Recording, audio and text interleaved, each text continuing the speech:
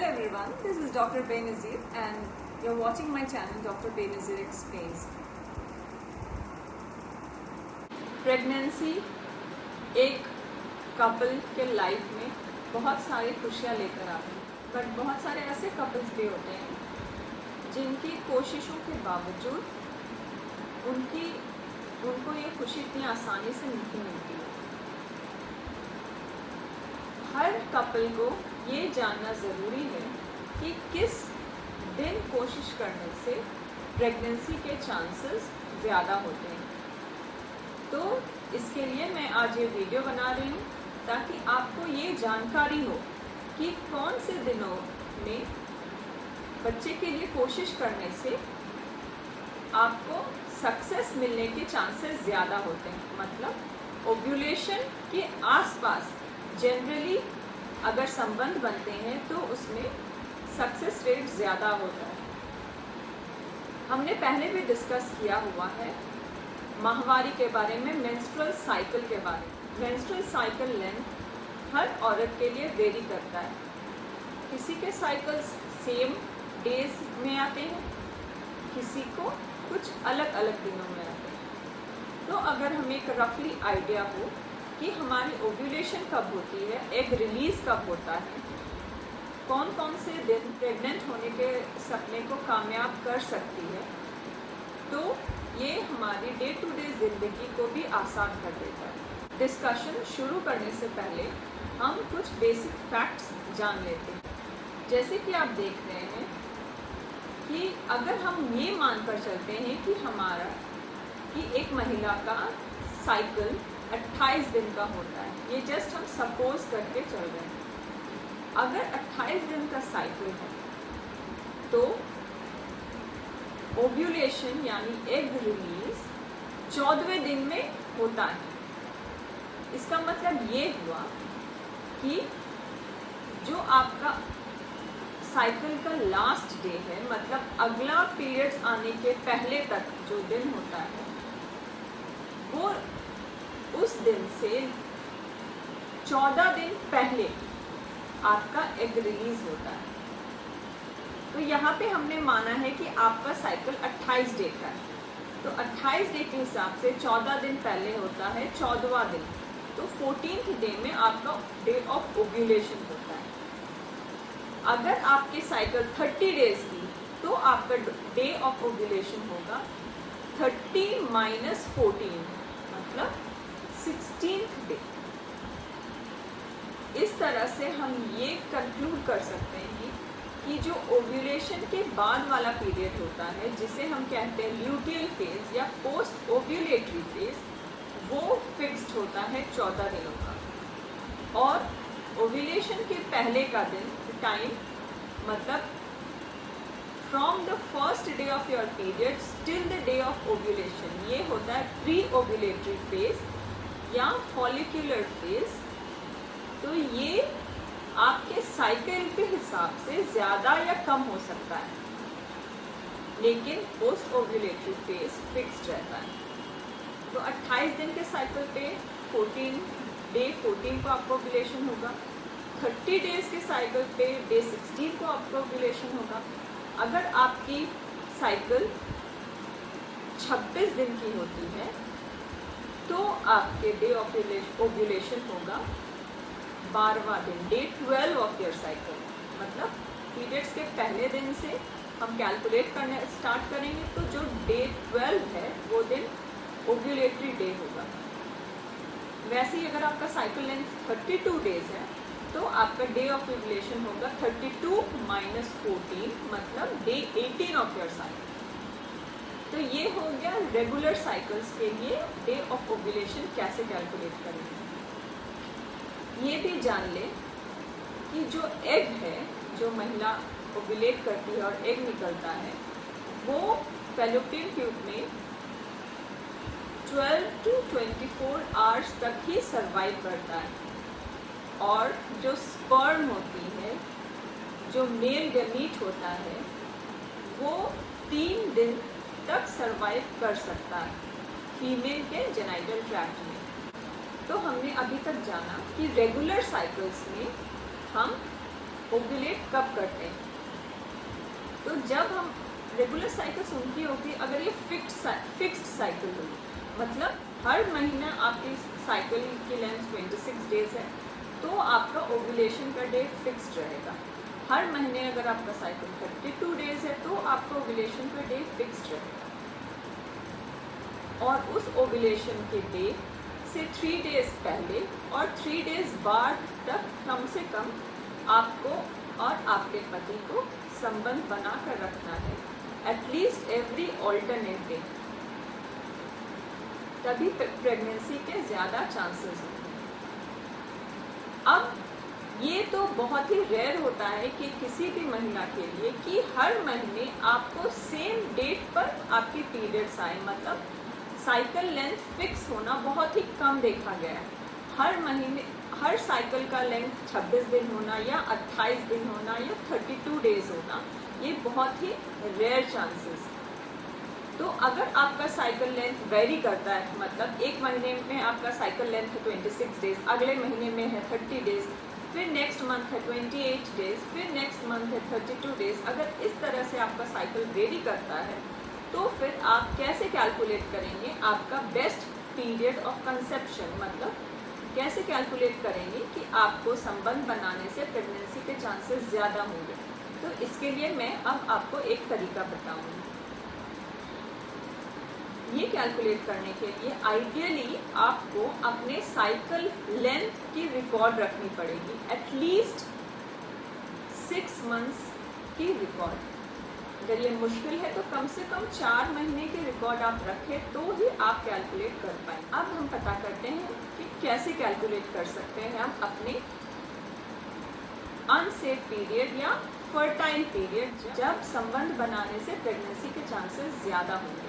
हमने जितने महीने की रिकॉर्ड रखी है उसमें हम नोट करेंगे अपनी लॉन्गेस्ट साइकिल और अपनी शॉर्टेस्ट साइकिल।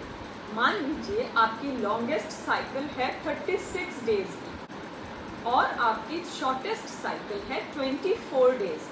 अब जो हमारी शॉर्टेस्ट साइकिल लेंथ है 24 डेज, उससे हम 18 माइनस करेंगे, 18 घटाएंगे तो आता है 6th डे। तो ये 6th डे होगा वो पहला दिन ऑफ योर फर्टाइल पीरियड, मतलब उस पीरियड का पहला दिन जब आप तो संबंध बनाने से प्रेगनेंसी के चांसेस ज़्यादा होंगे। और जो लॉन्गेस्ट साइकिल है उससे हम 10 डेज घटाएंगे तो वो हो जाएगा last day of your fertile period, मतलब कि first day of your fertile period से last day of your fertile period, that is इस केस में 6th डे से 26th डे के बीच में अगर संबंध बनते हैं तो आपके प्रेगनेंसी के चांसेस ज़्यादा होंगे। इसका मतलब ये हुआ कि आपकी डे ऑफ ओव्यूलेशन इन दिनों के बीच किसी भी दिन हो सकती है। क्योंकि आपकी साइकिल फिक्स्ड नहीं है तो एक पर्टिकुलर डेट या डे बताना मुश्किल है, तो इस रेंज को हम मानकर चलते हैं और इस रेंज में प्रेगनेंसी के चांसेस ज़्यादा होंगे।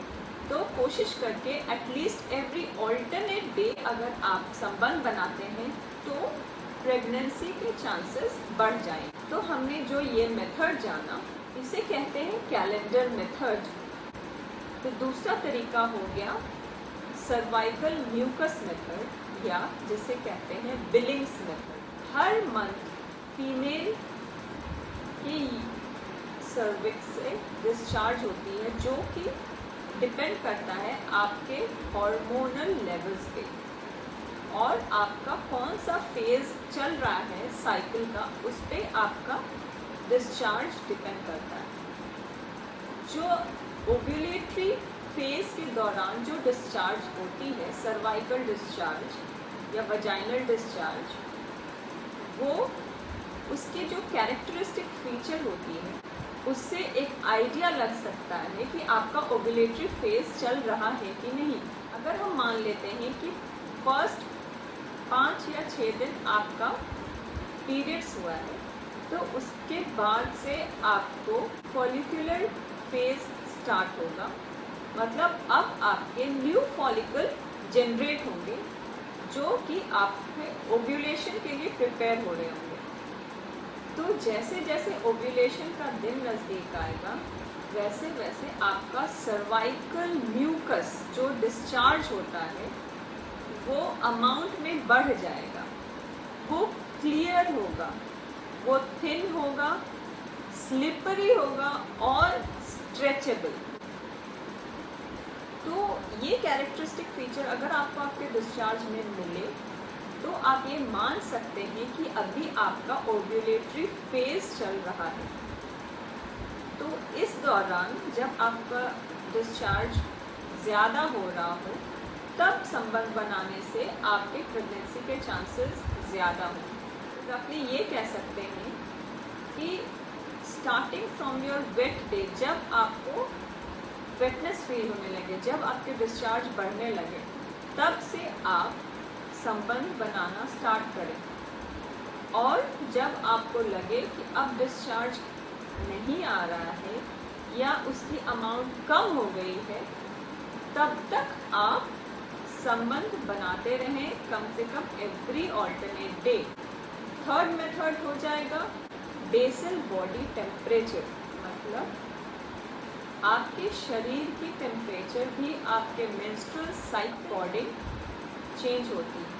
हालांकि ये चेंज बहुत माइनर होता है, लेकिन ये एक आइडिया दे सकता है कि आपका ओव्यूलेशन हुआ है या नहीं। तो बेसिकली इसका कॉन्सेप्ट क्या है? इसका कॉन्सेप्ट है जब ओव्यूलेशन हो चुका होता है, एग रिलीज हो चुका होता है, उसके बाद जो हार्मोन हमारे बॉडी में बढ़ती है वो होती है प्रोजेस्टेरॉन। तो ये हार्मोन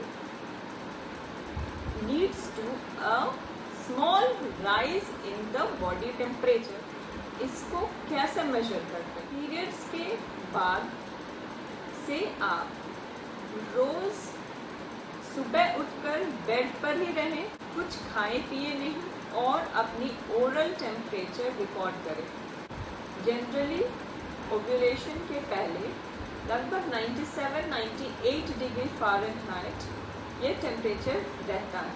ओव्यूलेशन हो जाने के बाद बहुत ही स्लाइट इंक्रीज होता है temperature due to hormone progesterone. तो आपका 0.5 से 1 डिग्री फ़ारेनहाइट आपका टेम्परेचर बढ़ेगा। तो ये आपको रिकॉर्ड कर लेना है किस दिन ये टेम्परेचर बढ़ रहा है। इस रिकॉर्ड करने से आपको ये जानकारी होगी उस साइकिल में कि आपकी एग रिलीज हो चुकी है, उसके बाद आपकी ये टेम्परेचर में इंक्रीमेंट आई। उस साइकिल में तो इस मेथड का फ़ायदा ज़्यादा नहीं है, बट इसके अकॉर्डिंग हम अपने नेक्स्ट साइकिल में एक रफ आइडिया लगा सकते हैं कि हमारी ओव्यूलेशन कब हुई। तो जिस दिन हमने देखा है टेम्परेचर राइज होते हुए, जिस दिन आपने देखा है टेम्परेचर राइज होते हुए, उसके 1 वीक पहले से आपको संबंध बनानी है up to at least 1 to 2 days after the temperature rise. मतलब अगर आपने देखा है सपोज 12 सितंबर को आपकी टेम्परेचर जो पहले रिकॉर्ड करते थे उससे बढ़ी है, तो 12 सितंबर से 7 डेज पहले मतलब 5 सितंबर से लेकर 14 या 15 सितंबर तक आप संबंध बनाएं तो प्रेगनेंसी के चांसेस ज़्यादा होंगे। उसी दौरान आपकी ओव्यूलेशन होने के ज़्यादा चांसेस। ये मेथड थोड़ा वेग है, एक्यूरेट टेम्परेचर मेजर करना मुश्किल है, मगर अगर आपसे ये हो पाता है तो ये एक अच्छा तरीका है ओव्यूलेशन की टाइमिंग को जानने का। नेक्स्ट मेथड है ओव्यूलेशन किट्स के थ्रू पता करना कि कब हमारा ओव्यूलेशन होने का चांसेस है। आजकल मार्केट में ओव्यूलेशन किट्स या LH डिटेक्टर किट्स अवेलेबल हैं। LH होता है ल्यूटिनाइजिंग हार्मोन और यह ओव्यूलेशन से कैसे रिलेटेड है, ये किट कैसे यूजफुल होती है। ल्यूटिनाइजिंग हार्मोन या LH जिसे कहते हैं, उसकी एक सर्ज होती है, मतलब वो एक हमारे साइकिल के एक पीरियड के दौरान वो बढ़ जाता है। तो इस LH के बढ़ने के वजह से हमारी ओवरी एग रिलीज करती है। तो ये किट्स बेसिकली डिटेक्ट करती है कब हमारे ब्लड में LH बढ़ रहा है। ये जब हमें पता चल जाएगा तो ये जान सकते हैं कि उसके एक दिन के बाद लगभग ओव्यूलेशन होने के चांसेस है या एग रिलीज होने के चांसेस है। बेसिकली ये LH डिटेक्टर किट्स डिटेक्ट करती हैं LH from the urine sample. तो जब हमारे ब्लड में LH की मात्रा बढ़ती है तो LH धीरे धीरे हमारे यूरिन में एक्सक्रीट होती है। तो फिर वो LH डिटेक्टर किट से हम यूरिन में टेस्ट कर सकते हैं। तो ब्लड LH और यूरिन LH करस्पॉन्ड करती है। LH के राइज होने के 14 से 26 घंटे के बाद एग रिलीज होता है या ओव्यूलेशन होता है। तो जब हम ये LH टेस्टिंग किट यूज़ करते हैं, पॉजिटिव आता है, तो इंटरकोर्स करने का सही वक्त है वो दिन जिस दिन ये टेस्ट पॉजिटिव आता है और उसके बाद के 2 दिन। ये है बेस्ट टाइमिंग फॉर इंटरकोर्स और प्रेगनेंसी के चांसेस इस दौरान ज़्यादा रहते हैं। लेकिन हम ये टेस्ट करेंगे कब? Blood level of luteinizing hormone या LH generally first half of the day में राइज करता है, लेकिन वो यूरिन में एक्सक्रीट होते होते उसे कम से कम लेट आफ्टरनून या शाम का वक्त हो जाता है। तो बेस्ट टाइमिंग है इसको टेस्ट करने के लिए अराउंड 3 बजे दोपहर से रात 10 बजे तक। कोशिश करें कि दिन में अगर 2 बार टेस्ट कर पाएँ तो बेटर होगा। और जब आप ये टेस्ट कर रहे हो तो बहुत ज़्यादा मात्रा में कोई भी फ्लूइड नहीं लें, क्योंकि इसकी लेवल फ्लूइड से अफेक्ट होती है। अगर सही तरीके से टेस्ट करें तो ये किट्स काफ़ी यूज़फुल होते हैं, बट इसमें भी फॉल्स पॉजिटिव फॉल्स नेगेटिव के चांसेस रह सकते हैं। और एक और नेगेटिव पॉइंट है कि ये थोड़ा महंगा आता है मार्केट में। तो ये हो गया एक तरीका। और एक तरीका होता है अल्ट्रासोनोग्राफी, जो कि आपके डॉक्टर आपको एडवाइस कर सकते हैं आपके मेंस्ट्रुअल साइकिल लेंथ के बेसिस पे। तो इस अल्ट्रासोनोग्राफी से 9th या 10th डे से स्टार्ट करके depending upon your cycle length, हो सकता है अगर शॉर्ट साइकिल है तो और जल्दी स्टार्ट की जाए इसकी मॉनिटरिंग। इससे डॉक्टर देखते हैं कि आपके ओवरीज में एग्स बन रहे हैं कि नहीं, कैसे एग्स बन रहे हैं, एग्स ग्रो कर रहे हैं या नहीं, आपकी यूट्रस प्रिपेयर हो रही है कि नहीं प्रेगनेंसी के लिए, ओव्यूलेशन हुई है कि नहीं। तो ये सब देखते हुए फिर आपको वो एडवाइस करेंगे कब बेस्ट टाइमिंग होगी आपको इंटरकोर्स के लिए और कब प्रेगनेंसी के चांसेस ज़्यादा होंगे। तो फ्रेंड्स, ये हो गए कुछ इम्पॉर्टेंट मेथड्स जो आपको हेल्प कर सकती हैं ये जानने के लिए कि आपकी ओव्यूलेशन कब हो रही है, कब इंटरकोर्स करने से आपकी प्रेगनेंसी के चांसेस ज़्यादा होते हैं। आजकल के बिजी लाइफ में अगर ये सिंपल से तरीके हमें पता हो तो प्रेगनेंसी प्लान करने में काफ़ी हेल्प मिलती है। ओव्यूलेशन होने के और 2 ऐसे इंडिकेटर्स हैं जो कि शायद हर महिला में ना मिले, बट जिनमें अगर ये मिलती है तो उन्हें एक आइडिया हो सकता है अपने ओव्यूलेशन पीरियड का। पहला हो गया ओव्यूलेशन पेन। ये होता है जनरली आपके ओव्यूलेशन के आसपास आपके लोअर एब्डोमेन में हल्का सा आपको डिस्कम्फर्ट या पेन महसूस होगा। जनरली ये मिड साइकिल पेन होता है। सेकंड हो गया ओव्यूलेशन ब्लीडिंग। ये भी हर महिला को नहीं होता है, कभी कभी जिन्हें होता है वो ओव्यूलेशन के आसपास बहुत ही स्लाइट ब्लड में डिस्चार्ज या increase in vaginal discharge feel हो सकता है, तो इसे कहते हैं ओव्यूलेशन ब्लीडिंग। तो ये कुछ मेथड्स हो गए। उम्मीद है आपको क्लैरिटी मिली होगी फर्टाइल पीरियड की, कब प्रेगनेंसी आप प्लान कर सकते हैं, अपने बिजी लाइफ में प्रेगनेंसी प्लान करने के लिए वक्त निकाल सकते हैं। सो फ्रेंड्स, अगर आपको ये वीडियो इंफॉर्मेटिव लगी हो तो इसे लाइक करें, कमेंट करें और शेयर करें उनके साथ जिन्हें इस इंफॉर्मेशन की ज़रूरत है, और मेरे चैनल को सब्सक्राइब करें। अपना ख्याल रखें और खुश रहें। Take care and good bye.